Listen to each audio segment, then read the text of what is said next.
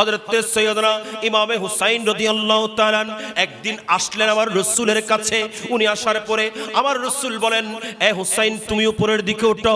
ইমামে হুসাইন উঠতে লাগলেন। ইনি আমার রাসূলের নূরানি কদম, যেই কদম দিয়ে আসমানের মধ্যে যখন গেছেন আমার আল্লাহর পক্ষ থেকে ডাক এসেছেন, ইয়া রাসূলুল্লাহ, ইয়া মুহাম্মদ, ইয়া মুহাম্মদ, নালাইন নিয়ে আমার আরশের মধ্যে চলে আসুন, আপনার নালাইনের ধুলা দিয়ে আমার আরশ দামি হবে। ওই কদমের উপর হযরত ইমামে হুসাইন দাঁড়িয়ে গেলেন। আমার রাসূল বলেন, এ হুসাইন উপরের দিকে ওঠো, এই হুসাইন উপরের দিকে ওঠো। ইমামে হুসাইন উঠতে লাগলেন। উঠতে উঠতে উঠতে সিনার কথা আমার আল্লাহ কোরআনের মধ্যে বলেছেন, ওই সিনার উপর দাঁড়িয়ে গেলেন। হুসাইনের কদম আমার রাসূলের সিনার মধ্যে।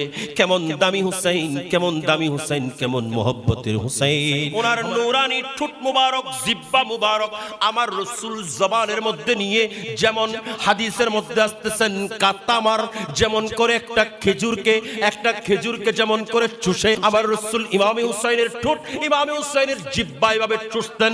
কারণ হলো ওই কারবালার ময়দানের মধ্যে যখন যাবেন, যখন তৃষার্ত হয়ে যাবেন, যখন তৃষার্ত হয়ে যাবেন, যেন সেই মুহূর্তের মধ্যে ইমামে হুসাইন সেই নূরানি ঠোঁটের স্পর্শে তার জিহ্বা যেন ভিজা থাকে।